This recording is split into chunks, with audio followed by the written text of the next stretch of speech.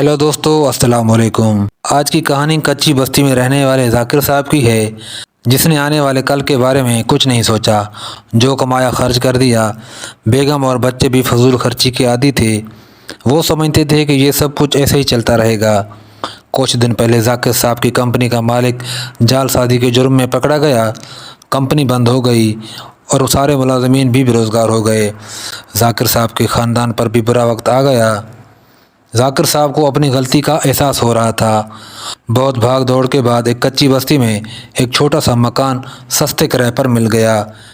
اس کچی بستی کے لوگ بہت ملنسار تھے، ایک دوسرے کی تکلیفوں اور مصیبتوں میں کام آتے تھے۔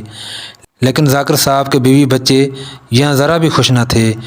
وہ یہاں کے لوگوں کو اپنے سے کم تر سمجھتے تھے، خاص طور پر اپنے پڑوسی رمضان سے، کیونکہ انہوں نے گھر میں گائے اور مرغیاں پالی ہوئی تھی۔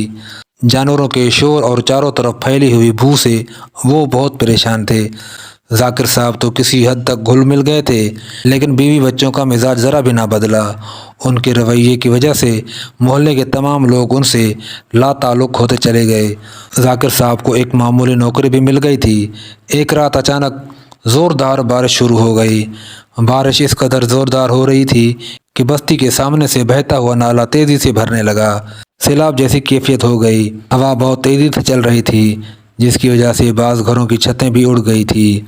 بستی والے اپنا ضروری سامان لے کر بستی سے باہر نکلنے لگے تھے۔ ذاکر صاحب کے گھر والوں کو شاید ابھی تک کچھ خبر نہ تھی۔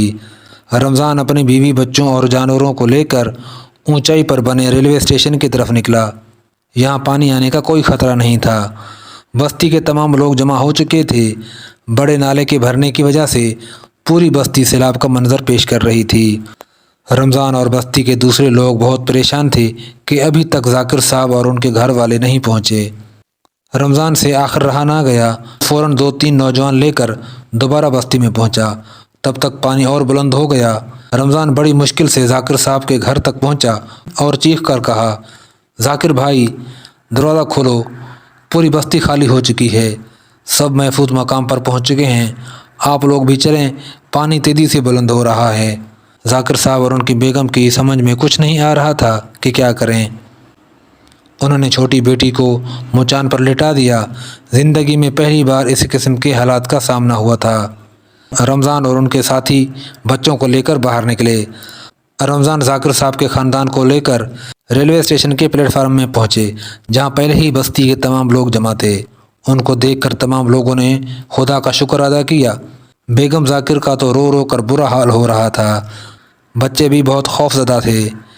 بستی والوں نے انہیں حوصلہ دیا، کپڑے اور اپنا کھانا پینے کا سامان بھی دیا۔ بیگم ذاکر شرمندہ ہو رہی تھی، کیونکہ وہ ہمیشہ بستی والوں سے دور رہی تھی۔ ایک دم انہیں اپنی چھوٹی بیٹی کا خیال آیا، جو انہیں نظر نہیں آ رہی تھی۔ ذاکر صاحب بھی پریشان ہوئے۔ انہیں بھی گھبراہٹ میں اپنی بچی کا خیال ہی نہیں رہا، شاید وہ مچان پر سو گئی تھی۔ بستی کے تمام لوگ اس بچی کے لیے پریشان تھے۔ رمضان نے سب کو حوصلہ دیا اور کہا، میں بستی جا کر دیکھتا ہوں۔ ذاکر صاحب نے بھی ساتھ چلنے کے لیے کہا تو رمضان نے منع کر دیا اور کہا، ذاکر بھائی، پانی کافی بلند ہے، خطرہ ہوا تو میں اپنی بھینس پر بیٹھ کر جاؤں گا، بس آپ لوگ دعا کریں۔ رمضان وہاں پہنچا تو بچی مچان پر بے خبر سو رہی تھی۔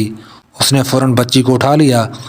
رمضان بچی کو لے کر پلیٹ فارم میں پہنچا تو ذاکر صاحب دوڑتے ہوئے رمضان سے اپنی بچی لے لی اور رمضان کو سینے لگا لیا، اور تشکر اور ندامت کے احساس سے اس کی آنکھیں بھیگ گئی۔ بچی کو دیکھ کر بیگم ذاکر کی حالت بھی سنبھلی اور وہ ہاتھ اٹھا کر رمضان کو دعائیں دینے لگی۔ بیگم ذاکر نے بستی والوں سے اپنے رویے کی معافی مانگ لی۔ پانی اترا تو بستی پھر سے آباد ہو گئی۔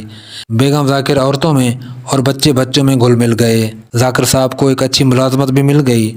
انہوں نے یہاں سے کسی اور علاقے میں منتقل ہونے کے لیے بیگم سے مشورہ کیا تو بیگم اور بچے جانے سے انکار کر دیا۔ ان کی بیگم نے کہا، بستی والوں نے جس قدر پیار دیا ہے وہ کسی اور علاقے میں نہیں مل سکتا۔